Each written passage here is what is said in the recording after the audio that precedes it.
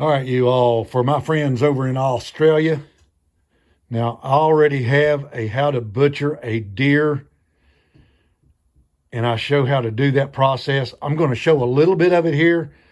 You can see my deer hanging right there. It's been hanging here since Saturday. It's Monday morning. It's almost 12 o'clock. We just got over a power outage, so now I'm just getting ready to cut this deer up.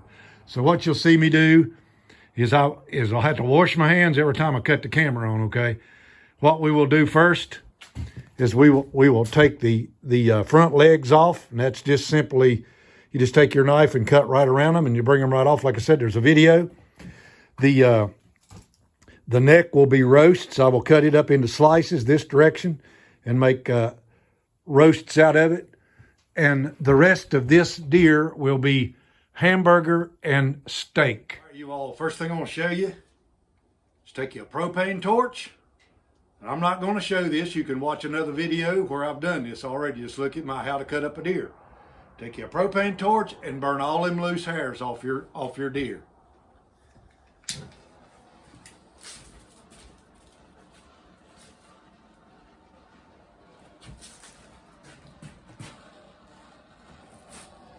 And that's simply all there is to it. You just take your torch, wherever you see hair on that deer, don't try to pick them off, and don't leave them in your ground up meat like some people do. And then somebody's eating that hamburger and they're going, oh, look at the hair in this. So don't do that. Just take your propane torch and burn it off, okay? All right, you all, you will need a saw of some type. I just use an old 5-point handsaw, old crosscut. That's how I cut up my deer's necks. You'll need a tomahawk. I've got a handmade one right here. It's working out really good. You'll need a knife. I've got a filleting knife here made by Jimmy Newton. And of course, I've got a butcher knife that I've had for the last 100 years. Make sure you got your sharpening block there. I've got my grinder over here. I'm not going to do a lot of grinding on video because it's noisy, and I don't see any reason in making all that racket, just to show you that, okay? So the first thing we're going to do, you all, is we're going to take the legs, the front legs off of this deer right here. All right, you all, wear gloves.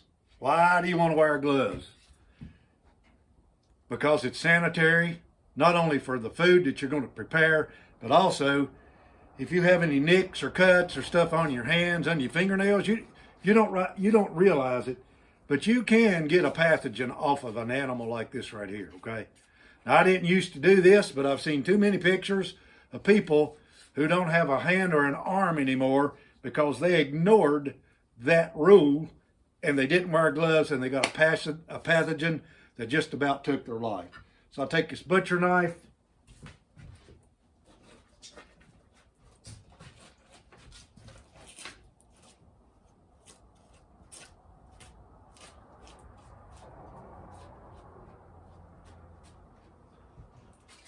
And I've got a deer's leg right there, you all.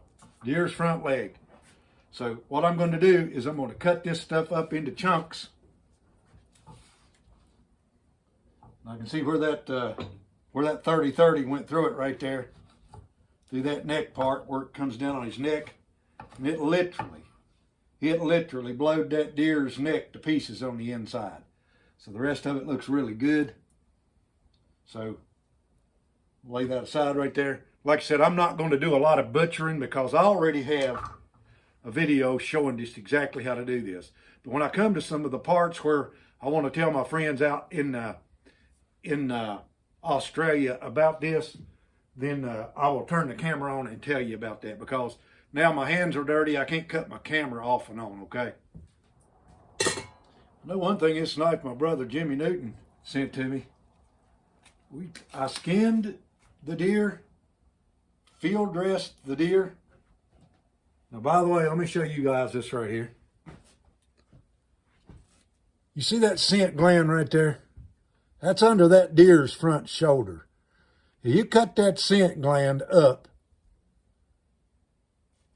in that meat, that's one of the things that's going to make it stink, okay? So do not do that. Watch for these scent glands right under that front shoulder. Like I say, this knife right here, you can get right down along the bone.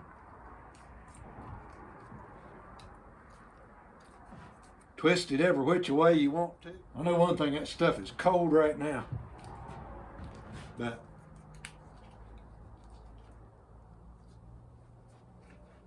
that little knife he made me, man, does that thing work good. Now, you all, I don't usually grind up the front shoulders of a deer. There's so much sinew in the front shoulder of a deer, that front leg, that shank, that I make these into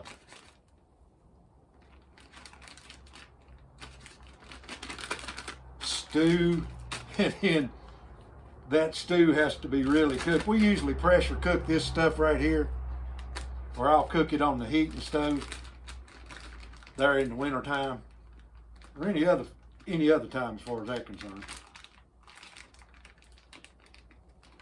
But I put them in quart size bags. That way they'll fit in the freezer really good. I just want to throw that in for some advice.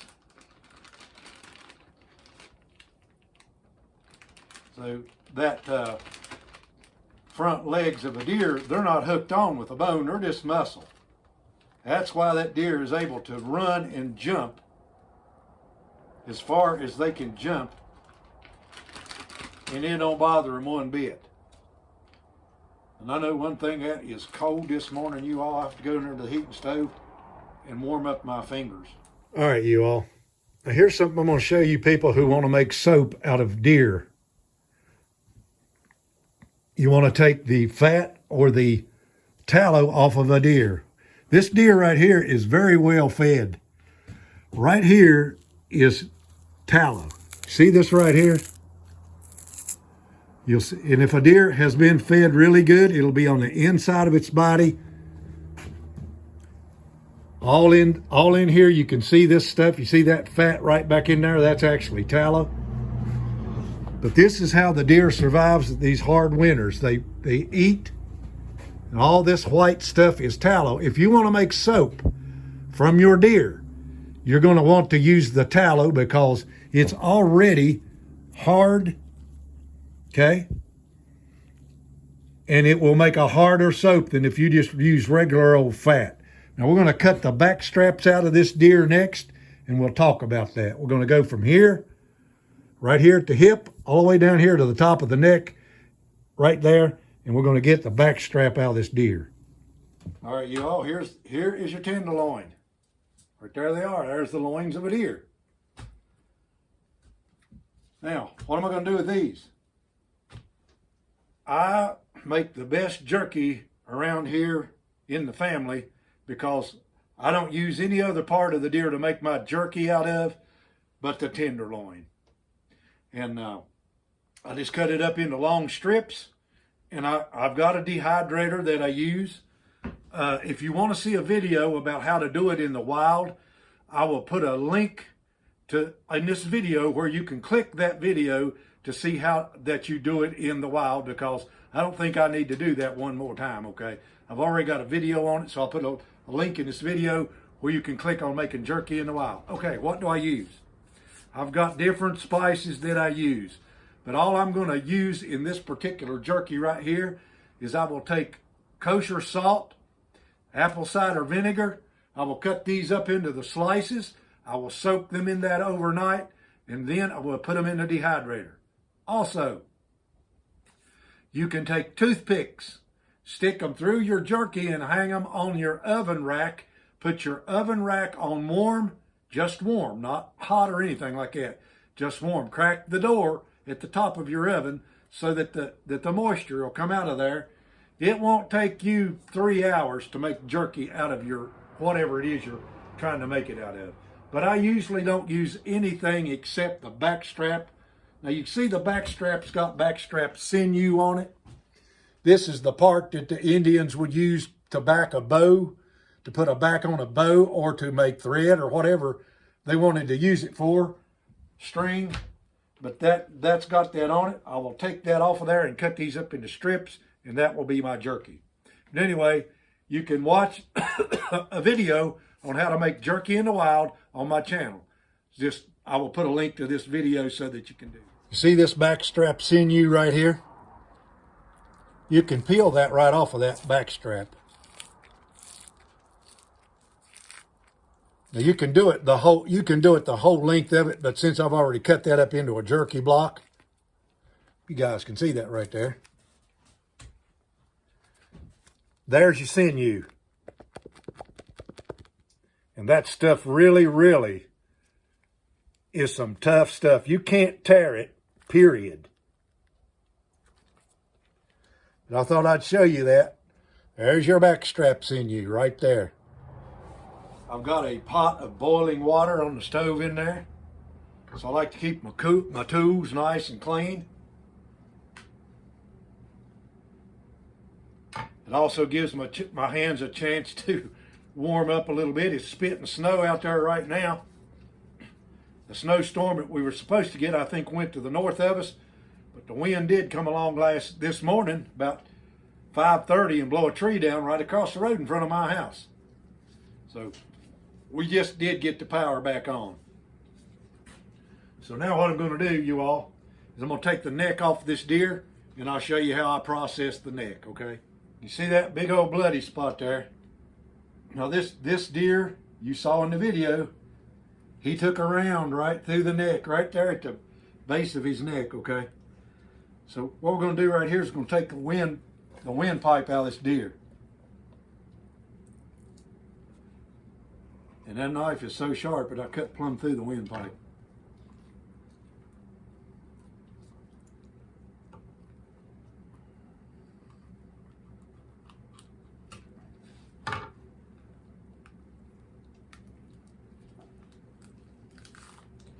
It'd be hard to pull that out of there. Out she comes. And you'll notice, if you take a look at that windpipe right there, it's shaped just like that collar that I was using. See how that windpipe is? Mr. Newton's knife really sliced it wide open right there. So that's how you talk to your deer.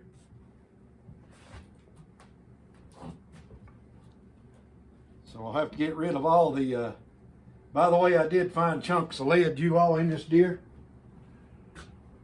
I shot this thing with a 170 grain 30-30 bullet. And it did massive damage. This deer didn't even wiggle. This deer just hit the ground.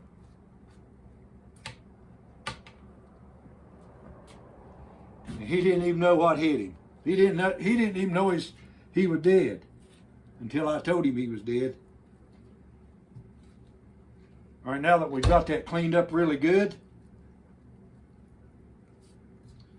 we'll just start. We'll make a slice here, you all the way down to the neck bone.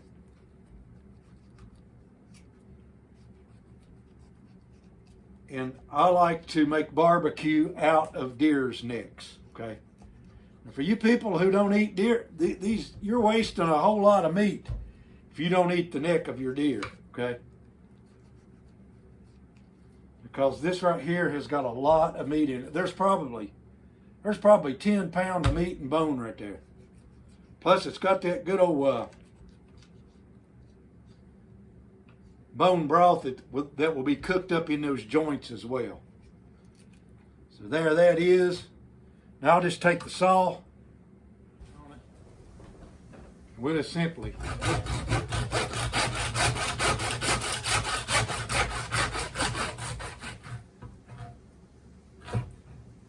there's your neck steak.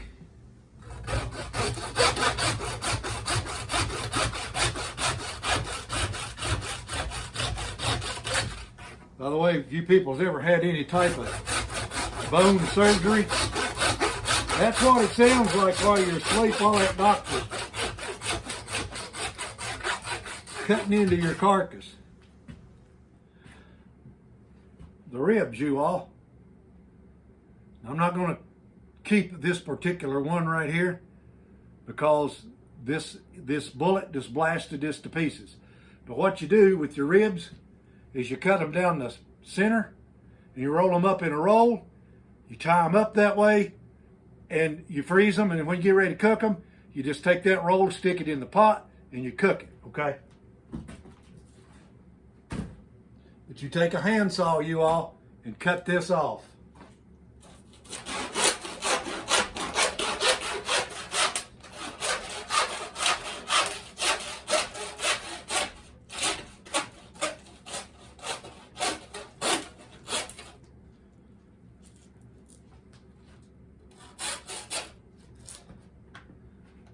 That's simply all you do, you guys. Now just make you a little bit of noise. Now I can take the saw and do that, you all, but just take your tomahawk.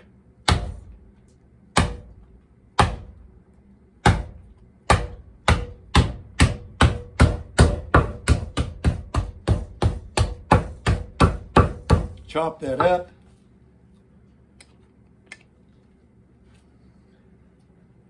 Take your knife. Cut it off. Simply roll this up into a roll, you all. Just like that. You'll have to take this little bit of outside bone off first. But you roll that up into a roll. Tie it up. Just like that right there. See? And you put that in the freezer. You get ready to cook it. Bring the whole thing out. Stick it in the pot. And if you want to, I know you people have read these mountain man books where they've set that whole thing up in front of the fire and cooked it that way. You can try that as well. Now you all are down to the backbone, okay? What is the backbone of a deer? It's like the backbone of a hog. Once you cut the tenderloin out of it, see, here's where the tenderloin was. You still got flesh there. So you want to eat this part of the deer, okay? So what you want to do right here, you all, is this exactly how they do it at the butcher shop. You throw that in with your pot of beans, green beans. You cook it up. You're going to have all your good bone broth and everything else in there with it. That's just exactly what it sounds like at the butcher shop, you all. Now, on the inside of that backbone, you all, you have what they call the sweet meat, okay? Back up there. The sweet meat is on the inside of that deer. Down on the back of that backbone. That's why you want to get that stuff out there and eat it. All right, you all, last. We're going to take these and make them into steaks, and we're going to make them into hamburger, okay? Now, if you want to see a video, you all, on how to smoke this stuff and how to process it with salt, just like you would do a hog, I have a video up there of that, okay, that you can check out. So, one of the worst things I hate, you all, is grinding up meat. So I'm not going to put you all through all that. I'll let you see a little bit of it along the way. But it takes a long time to grind up this meat in my little old grinder. And it's really, really noisy. So we're not going to put you all through that process, okay? When I get done, I'll show you what all this looks like.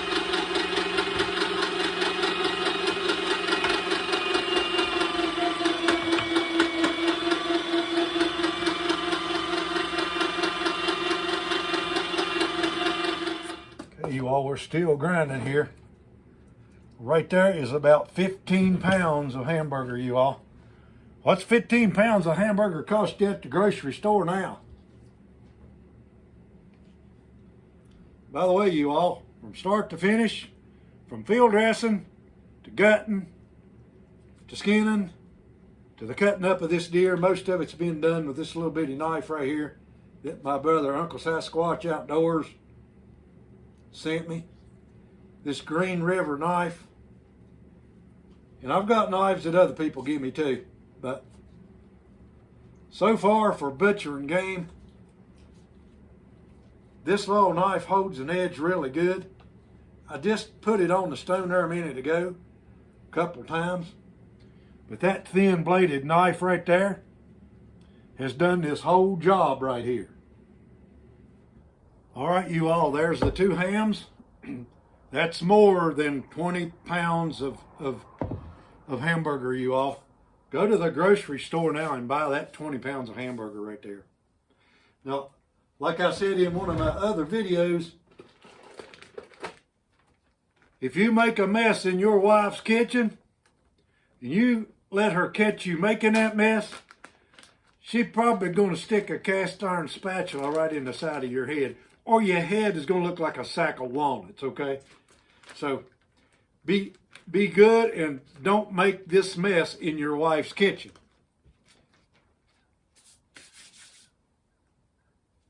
Hey, somebody's got to laugh, okay? Don't make a wife. You know how mad your wife will be if you make a mess in her kitchen, especially you don't clean it up. She beat your brains out, okay? With that, you all, I thank you for watching this video. I hope you learned something from it. Like I said, I've got plenty of skinning, gutting, how to cut up, how to make jerky, different videos on my YouTube page. If you look at the playlists, just click the playlist and you can get that information. And by the way, I did want to give a shout out there to Mountain Man Outdoors. If you want to see, a video, a good video on how to can your deer meat, pressure canner, go to Mountain Man Outdoors and check his channel out. And I'm sure you'll like it. He's got lots of interesting things on there. So with that, you all, God bless you. I hope you have yourself a wonderful hunt and a wonderful